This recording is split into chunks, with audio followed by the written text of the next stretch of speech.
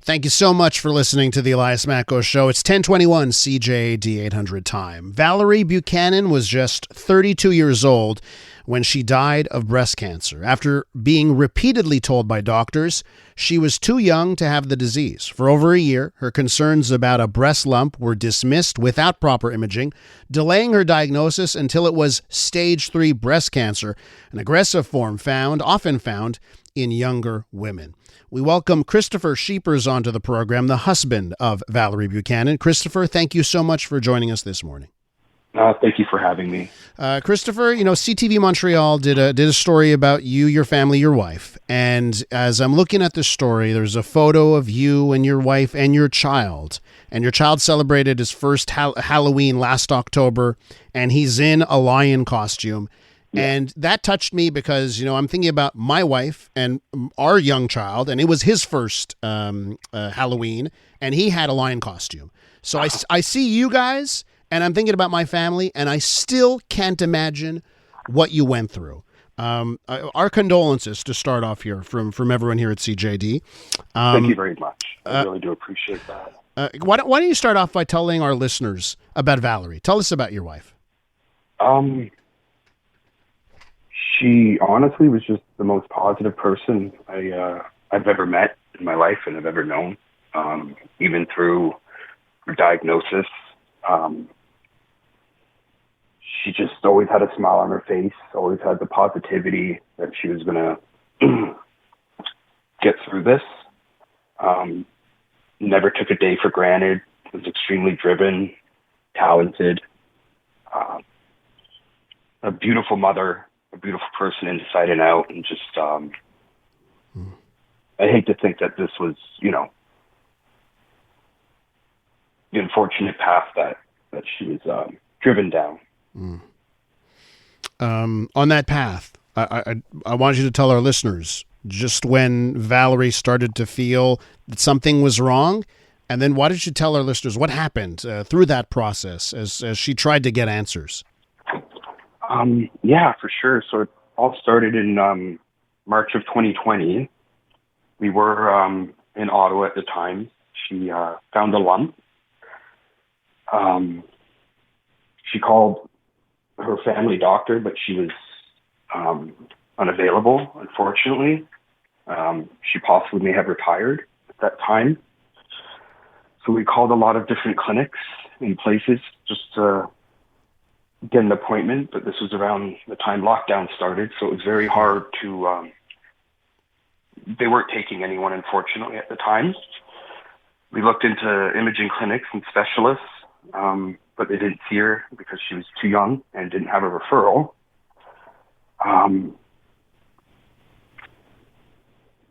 We did finally get to talk to a doctor over the phone, and they assured her it was likely not cancer, but we did find one eventually, and they also said it was a cyst, and that was basically the start of it. About a year later, in February of 2021, the lump had grown. So we saw another doctor, and they recommended to alternate between cold compress and hot compress and call back in about a month if there's no change, because they also came to the conclusion that it's probably just a cyst. The next month, in March in 2021, the lump did grow at this point to the size of about an egg. Saw another clinic, and they did still advise it was a cyst, but we did get a scan and ultrasound at a clinic for 3 months later. The next month, in April of 2021, her left upper arm went totally numb. It was tingling in her hand. So at that point, we know we needed to get an answer right away. So we called just about every clinic and doctor between Ottawa and Montreal. And we did find one private clinic that would see her in Montreal. So about a couple days later, 4 or 5 days later, we did go to that clinic, and about 2 minutes into the physical, they knew it wasn't a cyst. Jeez. The doctor there was shocked that a previous doctor recommended just to do the cold and hot compress. And from the scan, they were more than sure that it was, and they did a biopsy, and unfortunately it did come back. She was originally diagnosed with stage 3C, but it did come back a couple weeks later being stage 4. I will say once she was diagnosed, the treatment started pretty quick. She started her chemo and got her appointment for her vasectomy, and she got that in October, and also to remove the lymph nodes under her left armpit. And then in November of the next year, she had an experimental chest surgery, all in between having her treatments for chemos. I will say in October of 2023, while she was pregnant with her son, she was having real bad panic attacks and some cognitive issues. So we went to the emergency room. They sent us home with the reassurance that everything's okay. Even though she said she think it did spread to her head. Jeez. And then it got worse the next day, so we went back, and she kept, even then, as someone who was already diagnosed, she kept having to fight them to give her a scan, and eventually they did. And unfortunately, it did spread. So even as a current patient fighting cancer, especially one where it is quite susceptible to spread to your head, she still had to plead and beg to get a scan. And then she did have her brain surgery in November to remove a tumor, and had a C-section about 2 weeks later to give birth to her son at 38 weeks. So she could start treatment, radiation, and chemo and everything. Christopher, what Valerie went through and what you've gone through in this entire process must be very difficult to talk about it, but here you are. Yeah. And you've been talking about this. So I guess what I want to ask you is, why has it been so important for you to tell Valerie's story?